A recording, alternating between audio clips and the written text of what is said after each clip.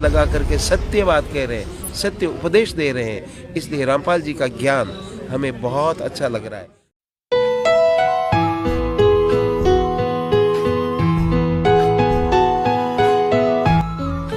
नमस्कार सर। नमस्कार। क्या नाम है सर आपका? स्वामी हरिनारायण शास्त्री कहते हैं मेरे को। राम सनई संप्रदाय से दीक्षित हूँ और आचार्य तक संस्कृत वेदांत विषय से किया है। और मैं इस समय मेरी आयु 70 साल की है। नागौर आश्रम भी है और स्कूल भी अपनी चल रही है। लेकिन मैं सत्य का खोजी हूँ और सत्य को ढूंढ रहा हूँ। लेकिन आज मेरा बड़ा भारी सौभाग्य है कि यहाँ पर नागौर क्षेत्र में, हमारी नागौर की धरती पर आज जो ये सत्संग तत्वदर्शी सदगुरु रामपाल जी महाराज का सत्संग आज यहाँ पर हो रहा है। मैं ये सोच रहा था कि महाराज श्री के द्वारा नाम दीक्षा ग्रहण करूं, लेकिन आज मेरे को सौभाग्य मिला। महाराज जी के द्वारा दिया गया नाम दीक्षा मुझे प्राप्त हुई और मैं परम संतुष्ट इसलिए हुआ कि कई भक्तों के दुख कटते हैं, ये तो सुनते ही हैं, क्योंकि मैं यूट्यूब पर और महाराज श्री की किताबें और मैं पढ़ता आया हूँ। और विशेष बात मैंने ये देखी कि हमारे देश में बहुत से साधु हैं, बड़े मठाधीश महामंडलेश्वर हैं, लेकिन लोग ऐसी तर्कें करते हैं। कोई भी आके तर्क कर देता है, कोई भी आकर वेदों पर कोई भी बोलता है, गीता पर बोलता है, लेकिन जितनी व्याख्या, जितनी खुलासा सदगुरु तत्वदर्शी रामपाल जी महाराज ने की है, ऐसी कोई कर नहीं सकता। हर एक शब्द को खोल करके इन्होंने दिखाया है। सदगुरु कबीर साहब के विषय में इतना गजब बोले हैं महाराज जी, और इतना बढ़िया ऐसा लग रहा है महाराज श्री रामपाल जी महाराज कबीर साहब के अवतार हैं, ऐसी मेरी मान्यता है। सर आप तो है ना खुद गुरु, मतलब आपने गुरु धारण कर रखा है और भगवादारी कपड़े में हो। इतना सब कुछ आपके पास होते हुए भी आपने संत रामपाल जी महाराज की शरण ग्रहण की है, तो आपको संत रामपाल जी महाराज के रास्ते में ऐसी क्या विशेषता लगी जिसके कारण आपने वो अपनी जो भी पुरानी परंपराएं थी उनको छोड़कर जो संत रामपाल जी महाराज भक्ति मार्ग बता रहे हैं वो आपने अपनाई है? ऐसा क्या है इनकी भक्ति में? मैंने एक तो ये देखा है कि हर चीज़ में पाखंड पाया गया।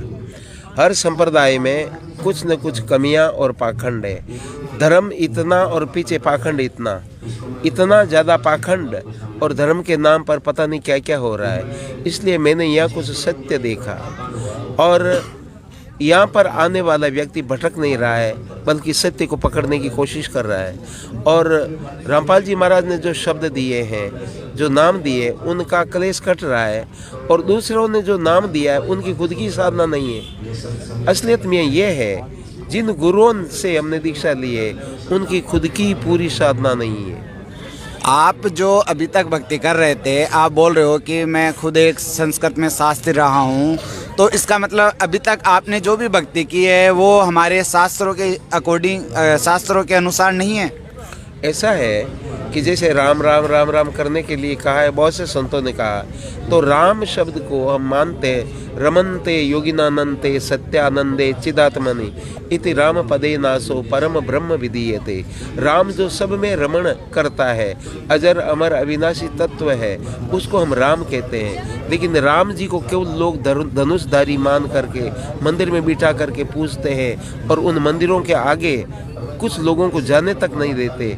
इसलिए ये धर्म का अधूरापन और ये धर्म के अंदर विकृतियां हैं। तो ये विकृतियां रामपाल जी महाराज खंडन कर रहे हैं। इसलिए रामपाल जी हमें प्रिय हैं। रामपाल जी हमें इसलिए उनको सदगुरु मानते हैं। आज जगत गुरु शंकराचार्य तक हम लोग नहीं जा सकते, उनसे बात तक नहीं कर सकते, और करेंगे तो वो हम नज़दीक नहीं आने देंगे।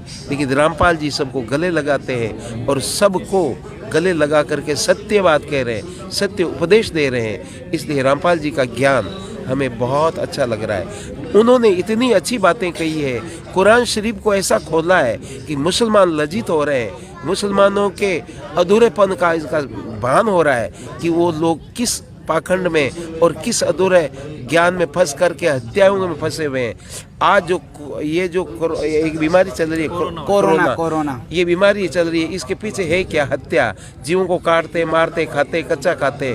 इस कारण से वो उन देशों में ये बीमारी फैली है। हमारे देश के अंदर भी जो ये मांस मदिरा आदि का जो प्रचलन है, इस कारण से ये अधर्म में जा रहे हैं, ये सब नरक में जा रहे हैं। लेकिन हमारे संत कह रहे मान एक भी नहीं रहा, लेकिन रामपाल जी ऐसा बलपूर्वक कह रहे हैं कि इनके पास आया हुआ हर व्यक्ति इससे बच रहा है। इसलिए मैं उनको हृदय से गुरु मानता हूँ। क्यों कि आपने जो कहा लोग उनको अनुसरण कर रहे हैं, मान रहे हैं और आप सत्य की राह दिखा रहे हैं। आप इतने निडर हैं, आप किसी से डरते नहीं हैं। आज कोई मोमडन, चाहे मौलवी हो, चाहे कोई माँ मंडलेश्वर हो, चाहे जगत गुरु हो, सीधा उनसे संपर्क करके